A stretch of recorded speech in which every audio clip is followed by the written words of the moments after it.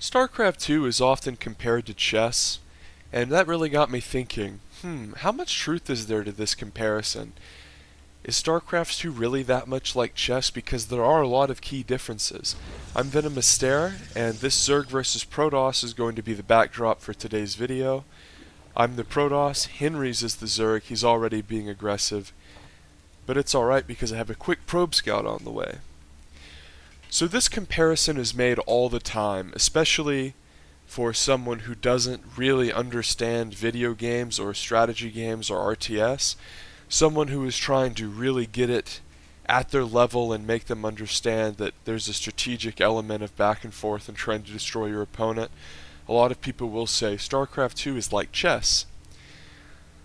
So I started to break the comparison down in my head. I tried to come up with the differences between the two. I tried to come up with the likenesses between the two. I really wanted to figure out what is the difference between the two games, and whenever people make that comparison that is so commonly used, what are the parts of it that hold up and what are the parts of it that are just like, oh well, that's just kind of something that people say to people who have never played computer games to describe a strategy game.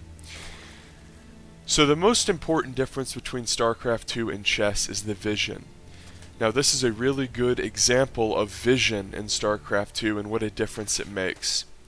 So Savagewood, the Protoss player here, has elected to go for an early expansion, and then he used a probe to scout. And this probe to scout, of course, kind of changes the vision aspect of StarCraft 2. Now in the early game, before Zerg gets Lings out, the Protoss player can, use a probe to scout. I know this is very simple. A lot of this video is probably going to be me pointing out basic elements of StarCraft and contrasting them with chess to prove a point.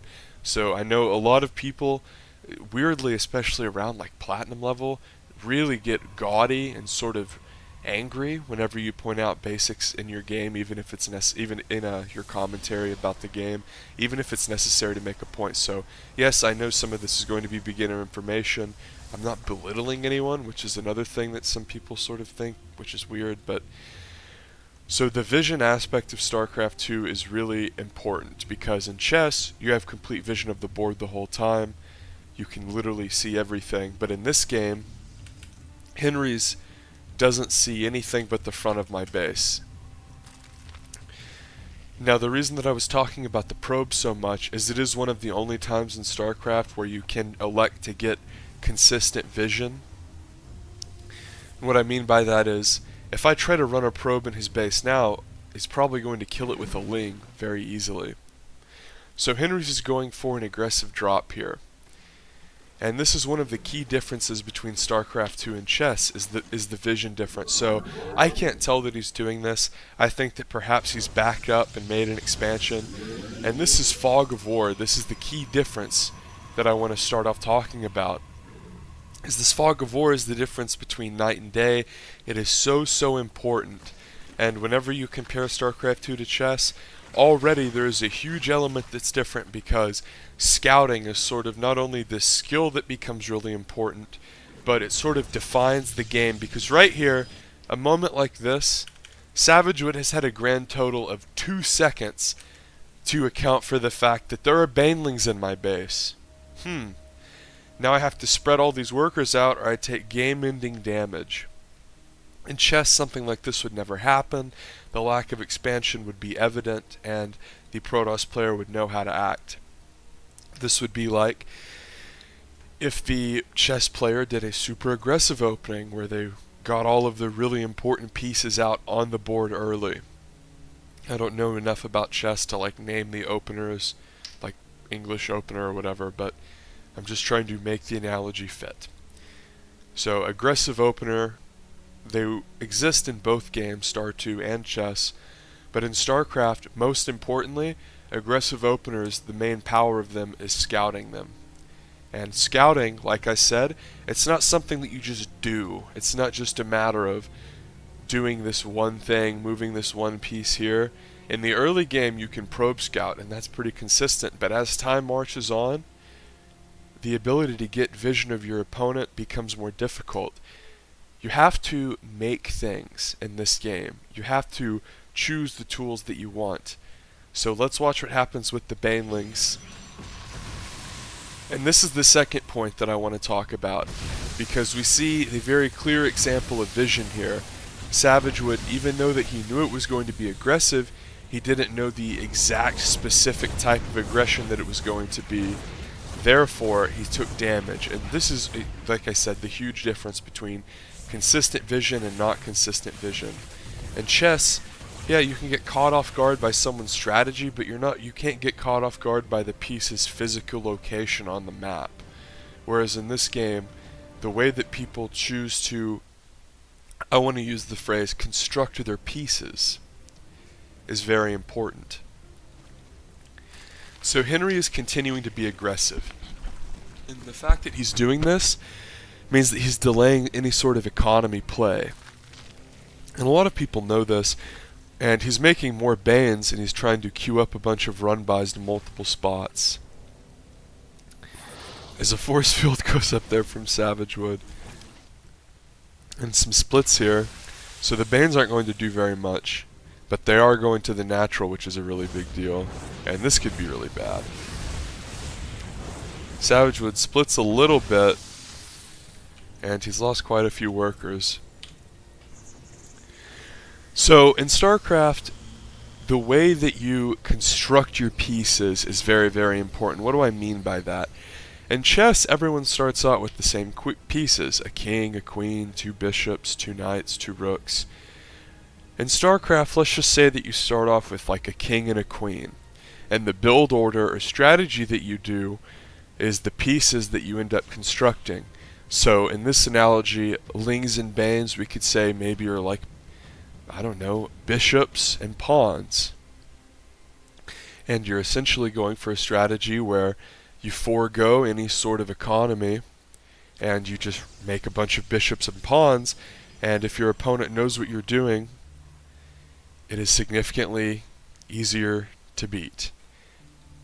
And I'm saying Singapore here because I had to play this game with 200 ping while this Henry's was doing this obnoxious pawn-bishop aggression, we'll call it. So what I mean by pawn, bishop, and all of this is that in chess, you get the same pieces, and then you use said pieces to just execute strategy.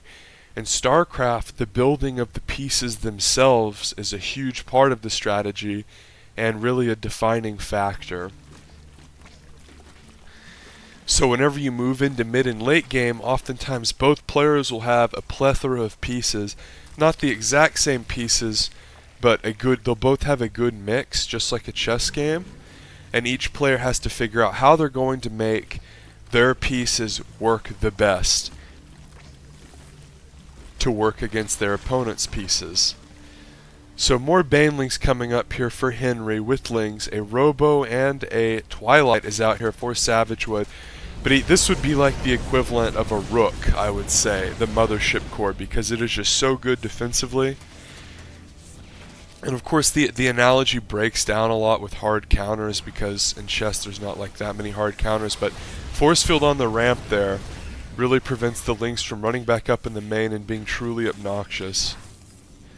So Savage Wood holds that second push really well, and suddenly he has a big worker lead.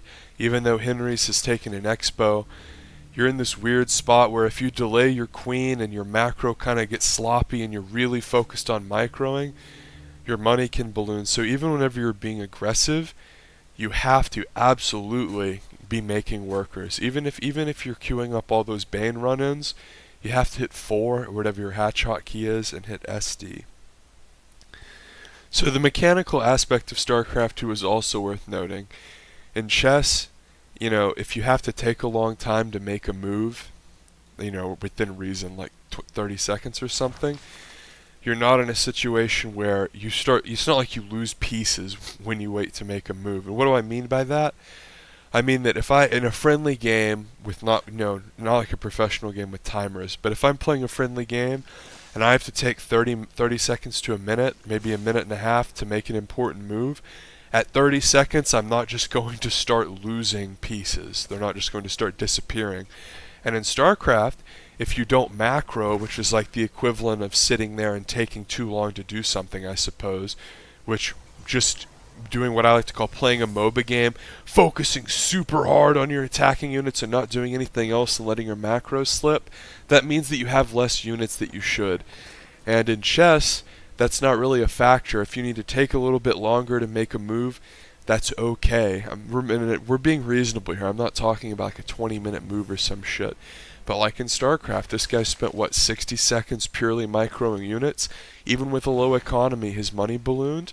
And that's a huge difference between Starcraft and chess, is if you're not on top of your mechanics in Starcraft, you will just have significantly less stuff than you should.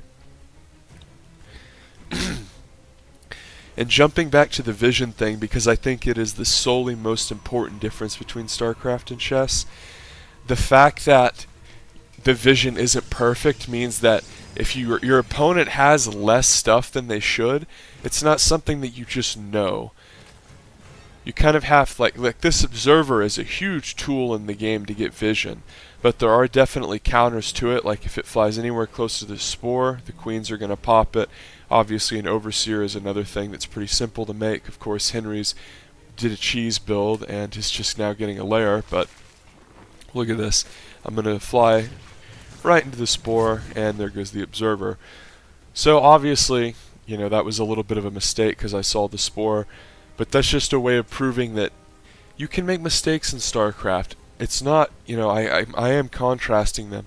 With chess you can make mistakes too, but because StarCraft is a real-time strategy game and something that you're actively kind of doing, as we see actually one robo in a gateway, as we see 2 robos already up,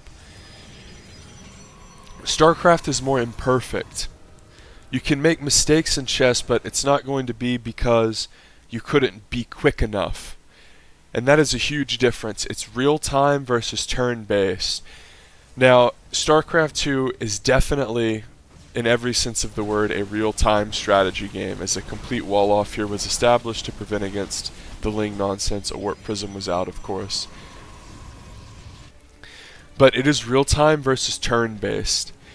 Now, in StarCraft, it's not so, and like this is going to sound really weird, but if you're near the same level as your opponent, they're not just going to run completely over you with speed all the time.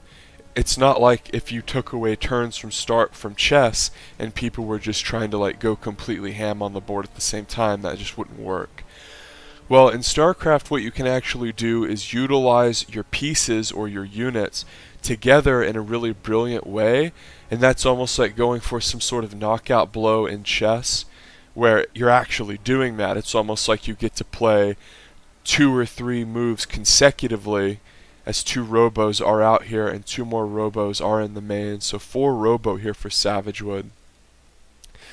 If you go for these really well comboed moves, it's all like I was trying to make a chess analogy because the video is sort of taking a look at the statement as StarCraft 2 like chess, but it's more like a really cool technique in Dragon Ball Z, you know, like the Spirit Bomb or something, where something's power, as a couple DTs might die here, something's power is sort of, it's there as its individual power and it exists. What I mean by that is you can drop DTs in someone's base and that's just a DT drop, right?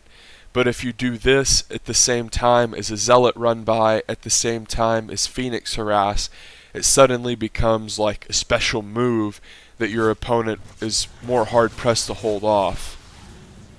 As another DT dies there. So spores are up pretty much everywhere for Henry, so he has preemptively countered this sort of technique, but Henry's is going for a dedicated ground army. And Savagewood has said, okay, I'm going to make a ton of this unit. I'm going to take another swig here.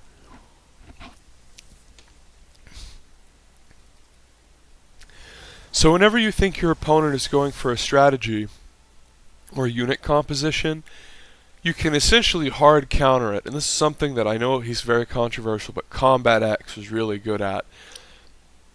Now Combat X didn't always even scout people appropriately, But if he knew what his opponent was doing, he would go for these extraordinarily polarizing builds, these very focused on doing one thing very well builds. Now, this build might not be very good against holding off Muta, but it absolutely butchers Roach Hydra because you're focusing heavily on Colossus, ground upgrades, and Immortals. Mix in a few force fields, suddenly this game is going to become very gory if the Roach player tries to push with Roach Hydra.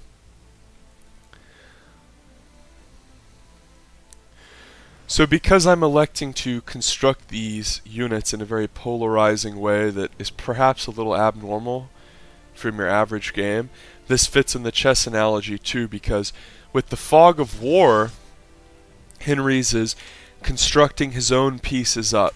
This is sort of how chess differs from Starcraft 2 in another extraordinarily important way. Is in chess, whenever someone's doing a strategy, maybe moving their queen out on the board with their knight, or trying to get a lot of pawns in position, it's something that you actively see step by step. In StarCraft 2, if you scout something, it's like you get to peek at their side of the board for 3 seconds and then it's over. And then a minute later, you peek at their board again and a few pieces might be different. So here we're going to bring that analogy home. The last thing Henry saw was a little bit of macro going on over here, and the last thing Savagewood really saw was a lot of early Ling Bane aggression. So both players at this point have a lot of fog of war on the map, and they're trying to essentially make their move on each other and be really aggressive.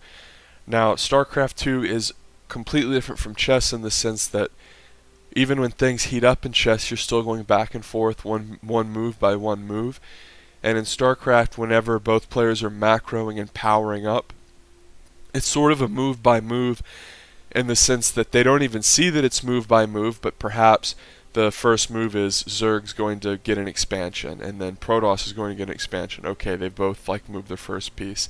And then the second piece could be, okay, Zerg's going to get 2 queens, alright, Toss is going to get a cyber core. It's very mapped out. But because Henry's elected to cheese, this is a great example of how even in the early game, it's not that mapped out, and Fog of War is still so important.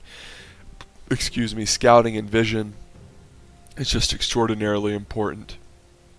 And I would say the defining factor between them being different. So after the early game aggression where both players have kind of gone past move for move and they're trying to make a bunch of moves at once to knock out their opponent, but because they're on even footing, both players are able to, let's just say for the sake of the example, they can do like a move a second. So that was the example of Savagewood being able to not lose a bunch, make the force field, pop off an overcharge, pull a lot of workers. Now, when Savagewood lost the initial workers, that was more predicated on the lack of vision. The fact that those banelings got ferried into his base without him knowing surprised him, and that was the surprise factor was the crux of the issue in him losing that initial burst of workers. But after that vision was revealed, and after he knew, you notice it came more down to just the way that he moved his pieces or his workers in that instance. So again, vision is a huge key factor. So at this point, both players have been making sort of a move, but that fog of war is still up. They haven't been interacting with each other that much. Savagewood's been doing the light warp prism harass, but Henry's has made a nice counter there. Again, counter is not really something that really works that well within the chess analogy. So Henry's is saying, okay, he has a 4th, I'm going to try to kill it. Now Savagewood having 3 cannons up, these 3 cannons are never going to hold the line against Roach Hydra. However, making 3 cannons at the front side of your base, when you're almost never going to be attacked from all the way down here or over here if you have this 3rd base, because you're going to be able to just head them off at the 3rd. You're always going to be attacked from this area. Now these 3 cannons are never going to hold the day against a huge army like this, but the cannons aren't there to do that. They're there to just delay, make sure your Zerg opponent can't get all the way up in your shit and kill this base. It's going to ensure that they sort of stay out in this area, and that means that you can swing over and defend.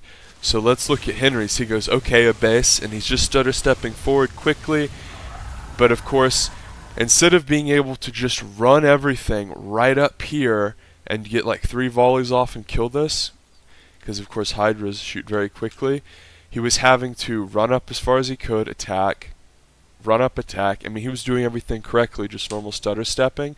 We can see the 3 cannons died, but no workers died. The pylon didn't die. The Nexus didn't die. And look where this army is. Suddenly it's going to hit him in a good position. So this is an abnormal army. There's not a lot of Stalker, Zealot, Sentry. But because I went for such a polarizing anti-Roach Hydra composition, this fight is going to be extremely gory. And had this been a game where the Zerg opponent had complete vision, he perhaps could have attacked a little earlier and cracked me while these robos were powering up, or he could have gone for Corruptor. But because vision isn't perfect, and my composition was revealed literally just now, it's completely different. So let's watch and see how my decision interacts with his decision of Roach Hydra versus 4 Robo Colossus Immortal. Now remember, I only made 2 sentries, and if you just space your force fields out, things get gory.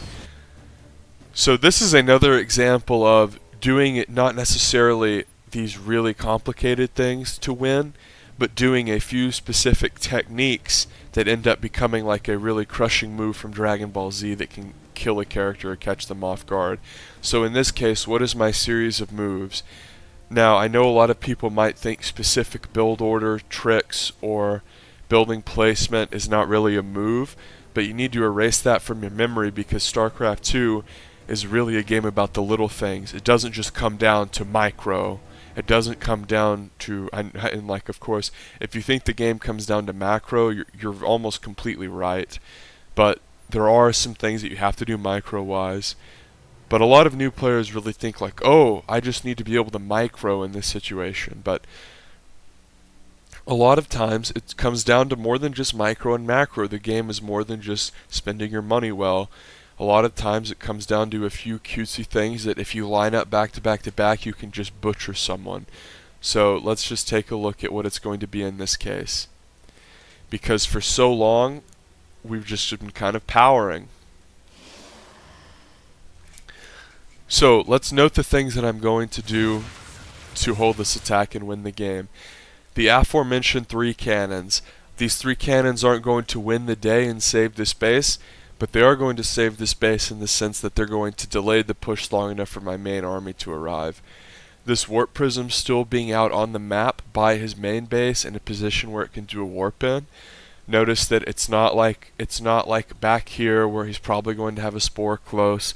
I can very easily run this over, and on this map it's very big, so notice he has 4 freaking creep tumors in his main, and the dude doesn't have creep all over his main because it's so big. So I know this, and I know this little corner of the peninsula is almost always going to be vulnerable.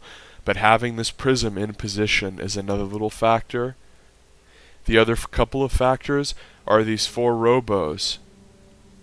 Now it might seem weird, but the composition I've gone for is absolutely crushing towards what he has gone for.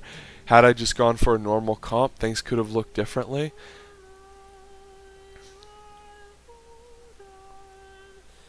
So let's see how the cannons, the unique army composition, and the warp prism interact. The other factor is going to be force fields. This isn't Heart of the Swarm. I don't have 8 force fields. I can't throw up, 15 sets, do a fight, and then warp in a couple sentries, and then do another 15 sets. I only have a couple force fields here. So what am I going to do? If this army gets all the way up right here, it can actually snipe down these Colossus and ruin my day. So let's see what I do. I only throw up 4, but they're spaced pretty damn well. I don't throw up 8 that are really sloppily overlapped. The idea is to just have 4 perfect force fields making a wall. I know if you just started playing in Legacy of the Void, you might not used to be seeing this.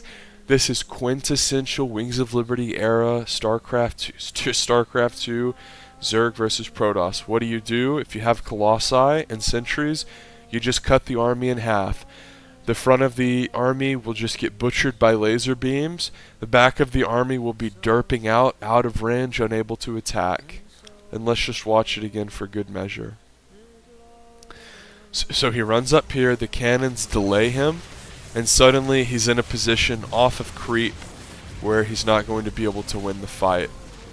And because they delayed him, his roaches aren't all the way in front, and that makes his Hydra sort of vulnerable. Okay, there are the force fields. And look at these units. See how they're just kind of walking back and forth? It means they're out of range because of force field. See all that blood? See it? Decimation. Look at the supply. Almost 100 difference. And what was the other little technique that I mentioned? The warp prism. While that was going on, not 10 minutes after, but while that was happening, I flew in the warp prism and warped in DTs. Now, because I went for so many robos, I didn't have a ton of gateways to do a massive zealot flood warp in as well. A lot of times what you want to do is, the DTs are phenomenal, it's what you want to go for, but mix in a few zealots just to be a hard ass. So I'm not saying that, oh yeah, go 4 robo on all of your ZVPs, and I'm not saying, oh yeah, 3 cannons will win you every game, and I'm not saying that, oh wait, yeah, I am actually saying that if you have a prism out by their main, and you're really good about using it for DTs and zealots, it can win you a lot of ZVPs. But what I am saying is that if you do a lot of the little things in conjunction with each other and do them at the same time, you can really mess with your opponent.